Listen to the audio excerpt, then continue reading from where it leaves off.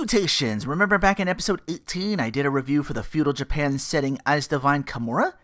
It, at the time of that review, took the top spot. Seems like EXE-Create's back to try that setting again for the latest game I'm reviewing in Jinshin. Your main character dreams about a damsel in distress, and the outfit he's in makes me think we're going even further back in Japan's history. It's all flowy robes and spirit medium looking guys. He's tasked by his master to go fight demons in a nearby mountain, and off you go.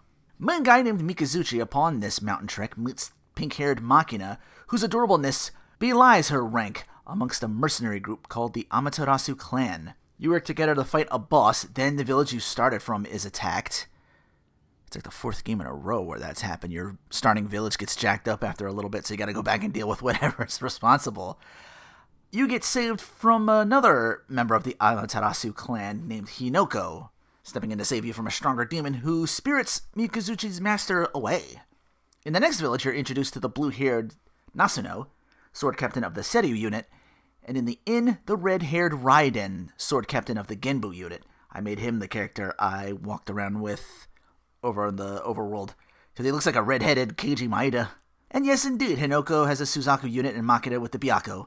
Mikazuchi proves wise with his tactics and gets assigned to the Kirin unit as the main strategist of the Amaterasu clan. On your travels, you'll be speaking to helpful other world types called Tsukumo Kami in towns or dungeons to learn magic arts. Some may request items or assistance, or you'll need enough of a type of art before they teach you one. A helpful symbol on the world map tab lets you know if there are any around and will disappear once they're cleared out. Same goes for quests. Weapon and armor strengthening returns and is accompanied by straight up finding items to smithy some brand new weapons. You'll stumble and trip over these upgrade stones, especially if you trade in your 10 for every 3 fights until you get to 200 to trade in for a ticket that boosts that number. You'll almost always have stones to upgrade and never even worry about buying things to do this. Par for the course for most of these games, but still, they really dummied out the upgrading from most games because the stat ups of these weapons and armors are built in and not exchangeable with other items or fusing weapons to do it. You'll be getting like items like spoils from enemies, and then you take those and turn them into weapons just from scratch. You want something to be plus 100 weapon-wise or armor-wise? Takes an upgrade stone each. Easy peasy. Platinum-wise, every trophy but 2 is listed as common, but they're easy enough to claim as well, one of the rares being the platinum itself. Just make sure you save the game before you go fight the true ending final boss, or be stuck with the backtracking through a dungeon or two like I was just to choose from 2 outcomes for 2 different ending trophies.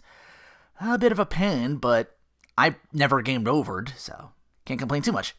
Arena losses don't count, you get told to try again instead of back to the main menu if you don't spend stones to revive the party. So yeah, the 2 endings go through the story, all the quests. The reward tiers make a comeback with the aforementioned arena, both with 4 tiers that I completed by the time I was halfway through the bestiary. Somehow not spelled B-E-A-S-T-I-A-R-Y. Notepad's got proofread now. Speaking of the bestiary, the kill count rewards have also been simplified.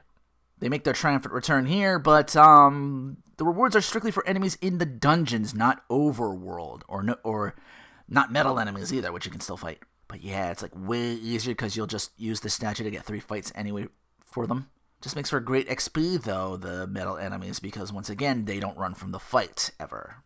Overall, the game's story really is a step up. Mikazuchi shows off his strategy for overtaking battles in a military style akin to a Three Kingdoms or Sengoku style strategy game.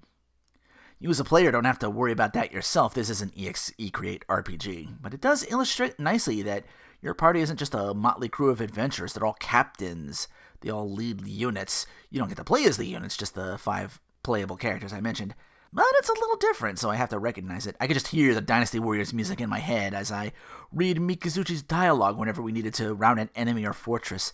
They even use the red, blue, and yellow T shapes for when he's strategizing. We even start as the 3rd Yellow Army before we get to be the Blue.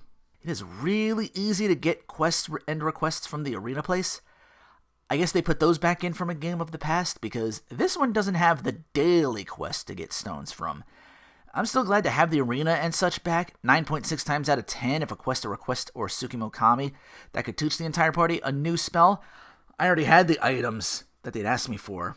Would have probably beat this faster were I not putting in my time in other games that take longer. Again, looking at you, Danmachi Battle Chronicles, your load times are longer than any fight I've had in the game. Even with the ×3 speed turned off once on accident by myself. But I'm not reviewing that game. I will say Jinshin is highly recommended. You just might get confused a bit by the very various Japanese phrases this game is soaked in. I didn't even know what a Tsukumo Kami was. I know Kami is God. What's Tsukumo mean? The game itself is a must if you can catch it on sale for the $7 or $8 they sometimes go for a second time around. Next time, we've reached episode 40, with perhaps the most anime-sounding title in Isekai Rondo. Do join me for that. Till next time, take care, and thanks for watching.